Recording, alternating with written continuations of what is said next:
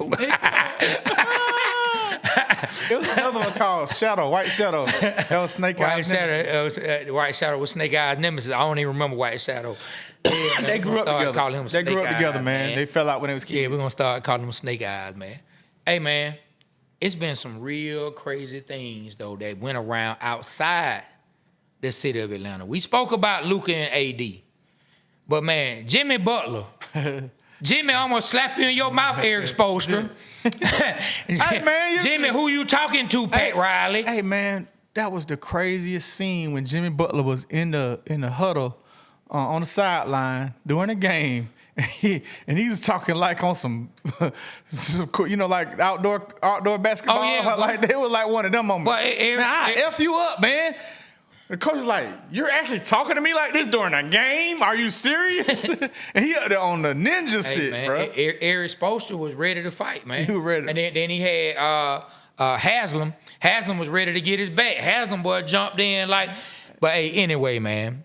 Jimmy Cow Boots Butler, man. Cause you know Jimmy Butler love rocking them cowboy boots and listening to country music. Man. But he made his way out of the city of Miami. He's off the Miami Heat, and he is now with the Golden State Warriors. There might be something wrong with him because, like, he done powdered his way out of each team. Minnesota, Chicago, Miami. Has he been anywhere else? No, Chicago drafted him. Was he in Toronto? Yeah, Chicago drafted him, then he went to Minnesota, then Minnesota to Philly, then Philly. He played for Philly? Miami. Yeah. See, he done powdered his way out of all of them, man. Yeah, That's well, crazy. I think he just left Philly. But okay. So on the outside, it does, because I saw Kevin Garnett talking about it, and he has a lot more inside information than I have. The only inside information I have is what's inside of my own thought process. Yeah. You know what I'm saying? But is it that he's powdered his way out, or that he's the problem, or let's look at the flip side of the coin? Because sometimes I like to look at the other side of the coin.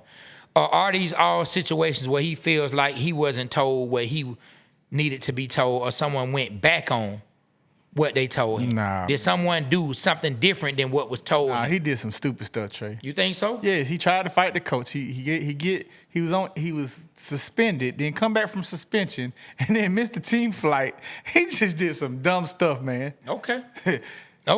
Dude, what I'm saying is, and I'm not saying he had a right to do any of that, because like either way you got to be professional, right? Either way, it don't matter what you do. What your mom probably said this to you.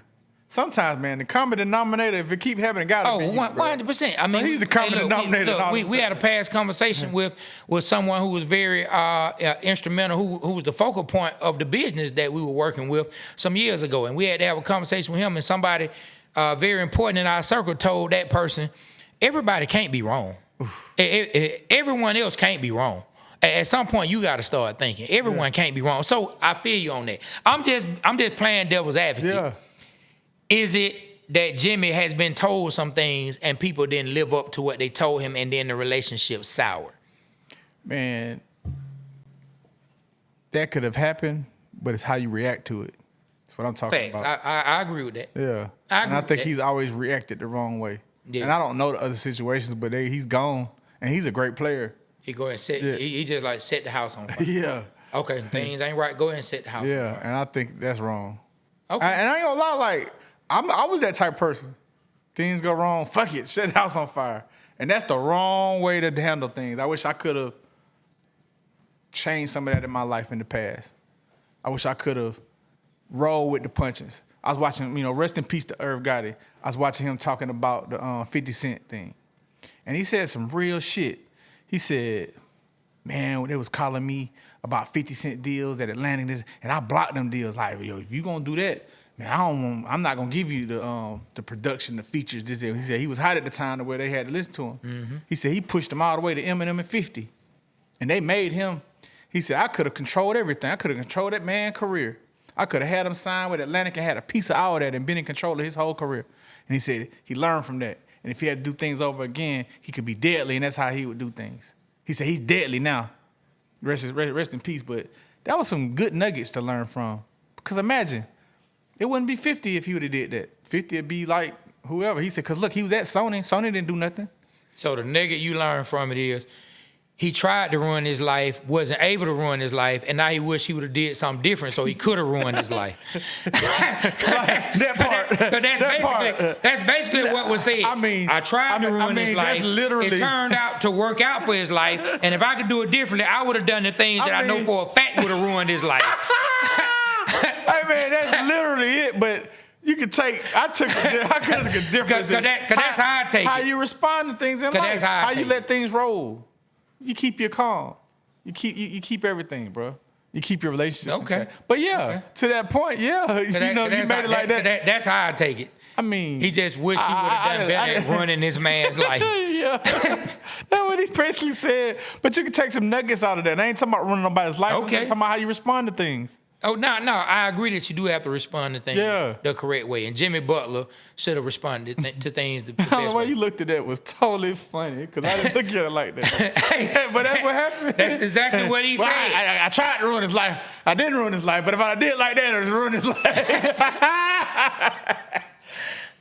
Oh, my God, that was funny. Hey, man, that's what he said, man. Hey, man, rest in heaven, man. Irv got it, man. Also, man, I mean, since we talking about, people that we lost in the business, man, we lost DJ Unk. Yeah, man, rest in peace. Walk it out, man. Yeah. Walk it out. Yeah, we lost Unk. Thank you. You know what I mean? And just, man, hip-hop, we've been losing more and more notable people as the years go on, maybe because hip-hop is continuing to get older. We getting old, bro. No, what I'm saying, and hip-hop is getting older. Yeah. And just by the sheer numbers, hip-hop is grandparents now. Just by the sheer numbers in hip-hop with the amount of artists, you're going to lose people. But the one thing that has been crazy, and it hasn't happened over the last month or so, when we were losing a lot of hip-hop artists in violent ways. Like losing people in violent ways, I think is the crazy thing. Like